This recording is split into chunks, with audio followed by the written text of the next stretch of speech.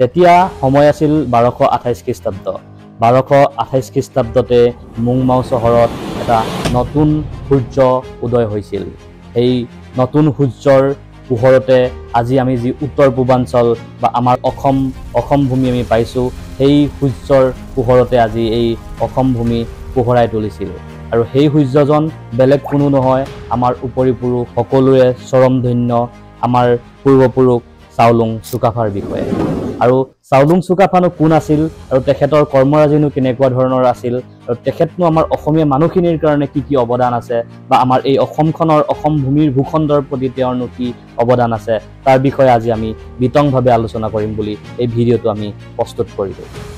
চাওলুং চুকাফা এজন মাথো তেখেত বীৰ নাছিল, তেখেত এজন অকল ব্যক্তি নাছিল, তেখেত আছিল আমাৰ সকলোৰে ভগৱান স্বৰূপ, আমাৰ সকলোৰে প্ৰাণকৰ্তা আছিল। তেওঁ এজন বহু দূৰদৰ্শী অকল যোদ্ধাই নাছিল, তেওঁ এজন দূৰদৰ্শী নেতা আছিল, যিজন নেতাৰ আঙুলিত ধৰি আমাৰ সমগ্ৰ উত্তৰ পূৰ্বাঞ্চলৰ সকলো ধৰণৰ জাতি জনগোষ্ঠী সকলো ধৰ্মাৱলম্বী মানুহে একগোট হৈ এখন বৰ অসম গঢ়িছিল। আৰু তেখেতৰ এই প্ৰচেষ্টাৰ থোৰেৰে হয়তো আজি আমি স্বাধীন চেতিয়াকৈ অসমীয়া জাতি হিচাপে অসমীয়া মানুহ হিচাপে কিন্তু পৰিচয় দিব পাৰিছোঁ। তাৰ মূল মানুহজনে আছিল আমাৰ পূৰ্বপুৰুষ চাওলুং চুকাফা। আৰু তেখেতৰ এই কৰ্মৰাজিৰ কাৰণে চাগে আজি আমি মূৰ থিয় কৰি মই আহোম, মই কোচ, মই কলিতা, মই মেচ, মই মিচিং, মই কছাৰী, মই ডিমাচা, মই ৰাভা এনেধৰণে আজি আমি নিজৰ আইডেণ্টিটি দিব পাৰিছোঁ। আৰু সেই আইডেণ্টিটি দিয়াৰ মূল ব্যক্তিজনে হৈছে আমাৰ পূৰ্বপুৰুষ, আমাৰ সকলোৰে পিতৃপুৰুষ চাওলুং চুকাফা। আৰু চাওলুং চুকাফাৰ বিষয়ে হয়তো মই তেখেতৰ বিষয়ে সেই মহান ব্যক্তিজনৰ বিষয়ে এনেধৰণে আপোনালোকক এই ভিডিঅ'টিতে কৈ মই শেষ কৰিব নোৱাৰোঁ। তথাপিতো যিখিনি পাৰিছোঁ তেখেতৰ থুলমূল আভাস মই আপোনালোকৰ আগত অৱগত কৰিব বিচাৰিছোঁ। তেতিয়া সময় আছিল 1228 খ্ৰীষ্টাব্দত 1228 খ্ৰীষ্টাব্দত এই মুহূৰ্তত মুংমাও চহৰত তেখেতৰ যি সপোন ৰচি এজন সূৰ্য উদয় হৈছিল আৰু সেই সূৰ্যৰে হয়তো মুংমাও চহৰত মাৰ যোৱাৰ এটা পৰিক্ৰম দেখা পাইছিল। যেতিয়া মানুহৰ জীৱনলৈ প্ৰত্যাহ্বান আহে, এই প্ৰত্যাহ্বান নেওচিব পৰাজনে প্ৰকৃত এজন ব্যক্তিক বা নেতা বুলি আমি ভাবোঁ বা আজি সমাজত মানুহে বিশ্লেষণ কৰিব বিচাৰে। সেই মুহূৰ্ততো আমাৰ সেই নেতাজন, আমাৰ সেই ভগৱান স্বৰূপ ব্যক্তিজনৰ মাজতো জীৱনতো যথেষ্ট প্ৰত্যাহ্বান আহি পৰিছিল। আৰু সেই মুহূৰ্তত তেখেতে প্ৰত্যাহ্বান বা তেখেতৰ জীৱনৰ যি বিপ্লৱ আহি পৰিছিল, সেই প্ৰত্যাহ্বানকো তেখেতে নেওচি তেখেতে নতুন উদ্যমেৰে এখন নতুন নৱপ্ৰভাতৰ সূৰ্য উদয় হোৱাৰ দৰে এখন নতুন দেশৰ সন্ধানত তেখেতে আগবাঢ়িছিল। আৰু সেই নতুন দেশৰ সন্ধানত তেখেতক সহযোগী হৈছিল তেখেতৰ বুঢ়ীমাক আইতাক। আৰু সেই আইতাকেই তেখেতক কৈছিল যে বোপাই, তই য'তেই নাথাক কিয়, যলৈকৈ নাযাও কিয়, তই ৰজাৰ দৰে থাকিব পাৰিবি, তই সকলোকে লৈ চলিব পাৰিবি, এই গুণৰ অধিকাৰী তোক পূৰ্বপুৰুষৰ পৰাই তই আহিছে। আৰু সেই ব্যক্তিজনে নতুন প্ৰভাতৰ নতুন ব্যক্তিত্বৰ তেখেতে আগবাঢ়ি এখন নতুন অসমৰ এখন নতুন জেগাৰ এইখিনি নতুন মানুহলৈ যথেষ্ট প্ৰত্যাহ্বান সন্মুখী হৈ 1228 খ্ৰীষ্টাব্দত তেখেতে পাটকাই পৰ্বত পাইছিল। আৰু সেই পাটকাই পৰ্বতে পাৰ হৈ আহি যেতিয়া নেকি আমাৰ এই অসম ভূখণ্ডক দেখিছিল, তেতিয়া তেওঁ মনত ভাহি আহিছিল আমাৰ সেই কৃষিৰ নদন বদন হৈ থকা সোণালী শস্যৰ দেশখন। আৰু সেই সোণালী শস্যৰ দেশখন দেখি তেখেতে কৈছিল মুণ্ডুন চুনখাম, সোণালী শস্যৰ দেশ। আৰু সেই তেতিয়াৰ পৰাই এই সোণালী শস্যৰ দেশখনকে তেখেতে জীৱন মৰণে এইখন দেশকে নিজৰ দেশ বুলি ভাবি এই মানুহখিনিকে লৈ তেখেতে নতুন সপোন ৰচিছিল। তেখেত কোনো আক্ৰমণকাৰী বা তেখেতে কোনো যুদ্ধ বিগ্ৰহ কৰিবৰ কাৰণে আমাৰ এই ভূখণ্ডলৈ অহা নাছিল।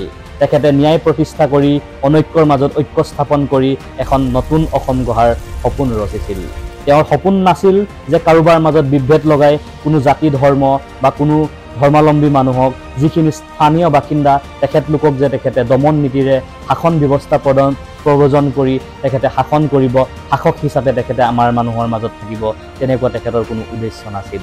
সকলোকে লৈ নথকাখিনি তেখেতৰ পৰা দি আৰু তেওঁৰ ওচৰত নথকাখিনি সকলোৰ পৰা লৈ হাত ৰাজক লগ লগাই এখন বৰ অসম গঢ়িছিল। আৰু সেই বৰ অসমখন কিন্তু তেখেতে অকল তেখেতৰ সাম্ৰাজ্য হিচাপে পৰিগণিত কৰা নাছিল। সকলো জাতি ধৰ্মাৱলম্বী মানুহক, সকলো জনগোষ্ঠীৰ মানুহক সমমৰ্যাদাৰে সম অধিকাৰেৰে তেখেতে আগবাঢ়ি গৈছিল।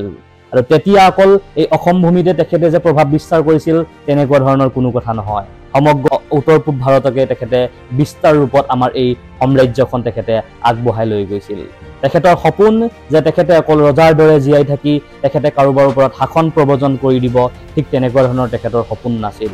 তেওঁৰ সপোন আছিল গাঁৱৰ প্ৰত্যেকজন ব্যক্তিলৈকে তেখেতৰ ন্যায় যি বাৰ্তা, এই বাৰ্তা তেখেতে লৈ যোৱা। তেখেতৰ সপোন আছিল যে প্ৰত্যেকজন মানুহক মৰ্যাদা সহকাৰে জীয়াই থকা আৰু প্ৰত্যেকজন ব্যক্তিৰ নিজৰ স্বাধীন চিতিয়া ৰূপে তেখেতৰ নিজৰ ধৰ্ম কৰ্ম সকলোবিলাক তেখেতক ফ্ৰীডমৰ তেওঁ দিয়াটোৱেই তেখেতৰ লক্ষ্য আছিল। আৰু সকলো শ্ৰেণীৰ মানুহৰ মাজত তেখেত যেতিয়া নেকি সকলোকে সম অধিকাৰে আগবঢ়াই নিয়াৰ তেখেতে প্ৰচেষ্টা কৰিছিল, সেইকাৰণে সকলো শ্ৰেণীৰ মানুহৰ মাজত তেখেতক জনপ্ৰিয়তা বাঢ়িছিল আৰু সকলো শ্ৰেণীৰ মানুহে তেখেতক গ্ৰহণ কৰি লৈছিল। তেখেতে মানুহক কোনো আক্ৰমণকাৰী ৰূপেৰে যুদ্ধক্ষেত্ৰত পৰাস্ত কৰি ভয় ভাবুকিৰে কাৰোৰ মন জিনিব চেষ্টা কৰা নাছিল। তেখেতে কৰ্মৰ জৰিয়তে মানুহৰ আদৰ্শ প্ৰতিষ্ঠা কৰি তেখেতে মানুহৰ মন জয় কৰিবৰ কাৰণে চেষ্টা কৰিছিল। আৰু সেই মহান ব্যক্তিজনৰ পৰাই আমি সমগ্ৰ অসমীয়া জাতিয়ে আজি যেনেকৈ আমি অসম ভূখণ্ডত গৌৰৱেৰে ক'ব পাৰোঁ যে আমি অসমীয়া, তাৰ মূল প্ৰধান ব্যক্তিজন হৈছে আমাৰ পূৰ্বপুৰুষ সকলোৰে চৰমধন্য চাওলুং চুকাফা। আজি হয়তো নৱপ্ৰজন্মই বহু ডাঙৰ ডাঙৰ শিল্পীৰ বিষয়ে, বহুত ডাঙৰ ডাঙৰ গায়কৰ বিষয়ে, বহু ডাঙৰ ডাঙৰ নেতা বিষয়ে ভালদৰে পঢ়িছে, ভালদৰে ষ্টাডি কৰিছে। হয়তো আমেৰিকা লণ্ডনত গৈ বিভিন্ন বিখ্যাত বৈজ্ঞানিকসকলৰ বিষয়ে আলোচনা কৰিছে, বিভিন্ন বৰেণ্য ব্যক্তিসকলৰ বিষয়ে খবৰ ৰাখিছে, কিন্তু হয়তো আমাৰ সেই খনিকৰ স্বৰূপ আমাৰ পিতৃপুৰুষ চাওলুং চুকাফাক কোনোবাখিনিত নহয় কোনোবাখিনিত পাহৰি গৈছে।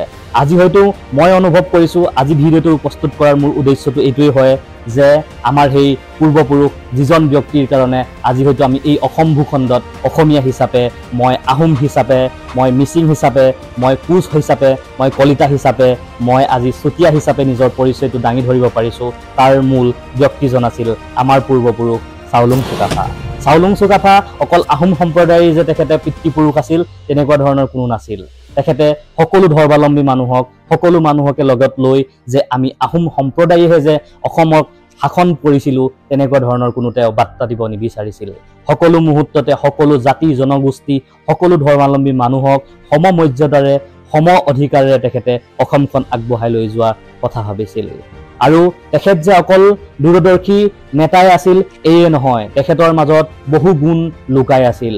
সৰু সৰু যিবিলাক জাতি জনগোষ্ঠীয়ে অসমত বসবাস কৰিছিল, প্ৰত্যেকটো সৰু সৰু জাতি জনগোষ্ঠী মানুহক তেখেতে লৈ তেখেতৰ নিজৰ ৰীতি নীতি কৰ্মৰাজিক তেখেতে আগবঢ়াই লৈ যোৱাত যথেষ্ট প্ৰয়াস কৰিছিল। এয়ে আছিল আমাৰ উত্তৰ পুৰুষ, আমাৰ সকলোৰে এই অসম ভূমি, এই অসম ভূখণ্ডৰ খনিকৰ স্বৰূপ চাওলুং চুকাফা। আৰু এই তেখেতৰ বিষয়ে আমি এইকাৰণে নৱপ্ৰজন্মই আমি ষ্টাডি কৰিব লাগে, জানিব লাগে যে যিজন পুৰুষৰ তেখেত আমি হয়তো বহু মহান মহান ব্যক্তিৰ উপন্যাস পঢ়িছোঁ, জীৱনসূচীৰ বিষয়ে পঢ়িছোঁ, কৰ্মৰাজিৰ বিষয়ে পঢ়িছোঁ, কিন্তু আমাৰ পূৰ্বপুৰুষৰ জীৱনসূচীৰ বিষয়ে হয়তো আমি বহু সংখ্যকে নাজানো। আজি যদি তেখেতে যেতিয়া নেকি তেখেতৰ যে এই অসম ভূমিলৈ অহাৰ পাছতে সকলো ফালৰ পৰাই জয় জয় মই সকলো তেখেতৰ কোনো বস্তুৰে অভাৱ নথকা এনেকুৱা ধৰণৰো নাছিল। তেখেতৰ হয়তো জীৱন যুঁজত যথেষ্ট প্ৰত্যাহ্বান আহিছিল। সকলোবিলাক প্ৰত্যাহ্বান হাঁহি মুখেৰে সকলোকে লৈ তেখেতে এই প্ৰত্যাহ্বানৰ মোকাবিলা কৰিছিল। তেখেতে যে অকল এজন নেতা হিচাপে, এজন ৰজা হিচাপে সকলো শাসন ব্যৱস্থা প্ৰবৰ্তন কৰাই তেখেতৰ উদ্দেশ্য নাছিল। তেওঁ ভাবিছিল যে সকলো মানুহক যেতিয়া নেকি নিজৰ হিচাপে কৰি ল'ব পাৰিব, তেতিয়াহে নিজৰ মানুহখিনিৰ মাজত জীয়াই থকাৰ জীৱনৰ মাদকতাটো আছে বুলি তেখেতে উপলব্ধি কৰিছিল। আৰু তেওঁৰ জীৱনৰ যি প্ৰত্যাহ্বান আহিছিল, সকলো প্ৰত্যাহ্বান নেওচি এই অসম ভূমিৰ কাৰণে তেখেতৰ জীৱন অৰ্পণ কৰিছিল।